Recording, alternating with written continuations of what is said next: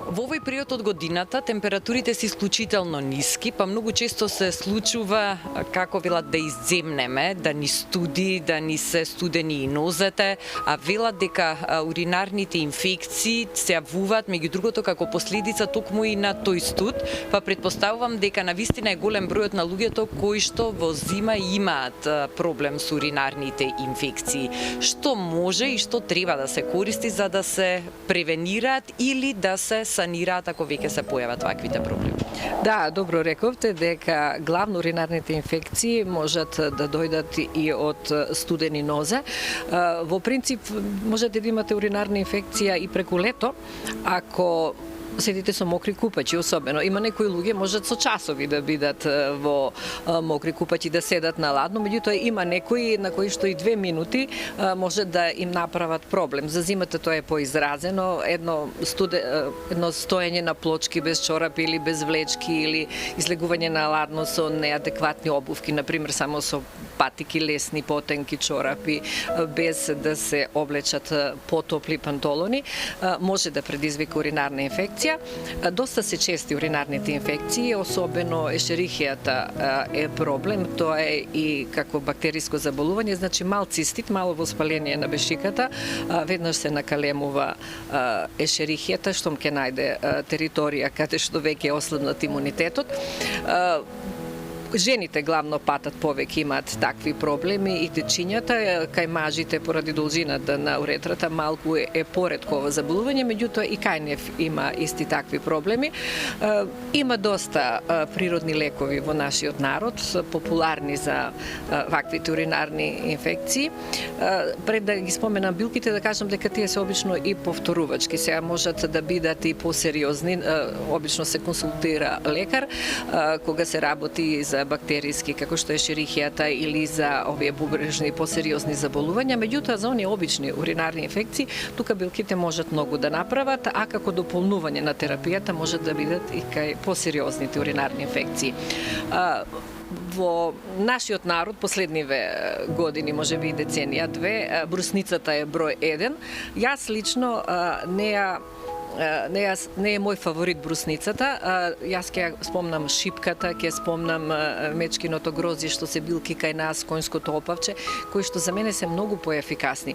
Меѓутоа има една толку голема кампања за брусницата, така да сите лекари ја знаат, сите луѓе ја знаат и секогаш број 1 избор е брусница. Не дека таа не помага, меѓутоа антибактериско дејство и број 1 лек, например, е сокот од свежата брусница. А она што ќе се најде на пазарот, некои суви плотчиња или некои ливчиња, и тоа главно од увоз, е далеку по квалитетот, по моје лично мислење, зад нашата шипка, зад мечкиното грозје, зад коњското опавче, килавицата, троската, пирејот, пченкарната свила, дршките од вишна, дури белиот слез, босилокот, значи билки кои што имаат многу убава диуретична функција.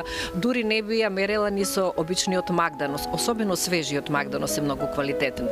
Значи тој прави многу им олеснува на бубрезите, повеќе урина се изфрла, автоматски делува благопријатно. Не само магданосот, тука се и розмаринот и другите диуретични билки што ги споменав, ги ослободуваат бубрезите. Повеќе течност се изфрла, значи во крвта ни останува помалку од течноста и притисокот врз артериите помал и целото тело делува, и крвниот притисок е подобар, целото тело подобро функционира и полесно се справуваме, а од друга страна, ваквите диуретични чаеви ги перат едноставно бактериите. Ако се работи за ешерихија или за имате неколку вида деликатни бактериски инфекции на уринарните патишта, значи многу побрзо оди со помош на чаевите, така да има работи каде што медицината е неприкосновена, меѓутоа во овие ситуации билките навистина вреди да се зема, дали примерно, дали секундарно, зависи од човекот, од лекарот.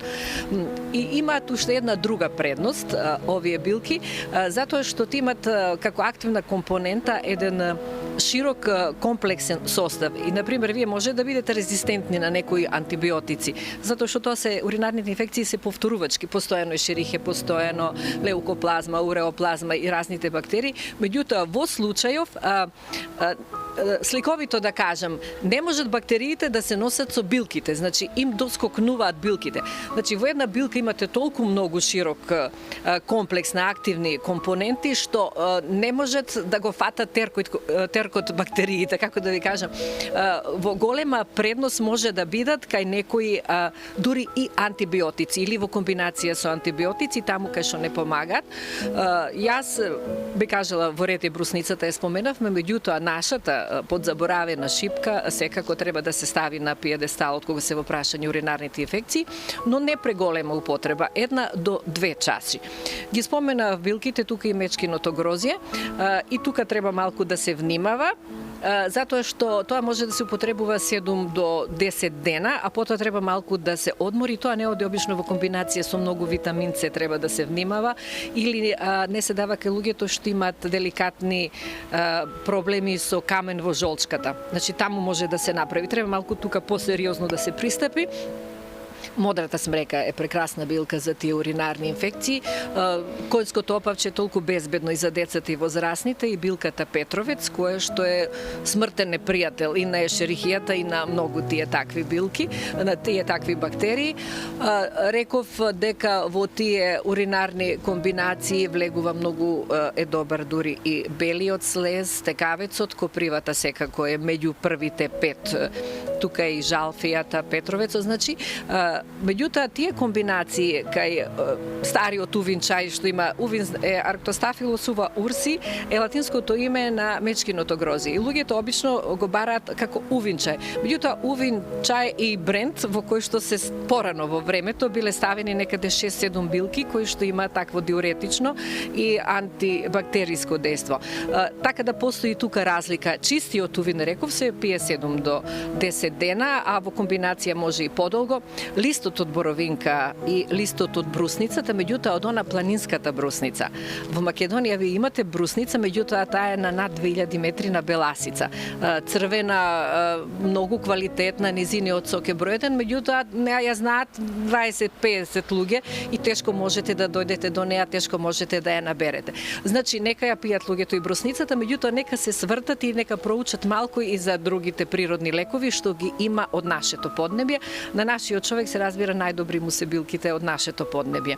И само да завршам, што е друго битно за уринарните инфекции и кога ги имате и како превентива. Течности, значи течностите перат. Има една единица мерка колку треба да внесувате течност кога имате проблеми со постојани вакви повторливи инфекции како што е циститот, ќе ви напишат таму на лекар во урината, плочест епител или малку бактерии или ова вона во урината. Запомнете, едноставна е мерката. 30 мл треба да имате на својата телесна тежина. Кој јас имам 80 кг, по 30 мл, 2,4 литри, јас треба дневно да примам течности. Чај оптимално половина до литар. Кај уринарните инфекции таму се потребни и поголеми количини. Значи, ако имате напад на пошол каменот или песокот во бубрегот или јакцистит имате, кај другите чаеви обично препорачуваме за другите заболувања прилика оптимална доза половина литар. Овдека литар и литар и пол може да се претерува со чајот во такви случаи. Ви благодарам.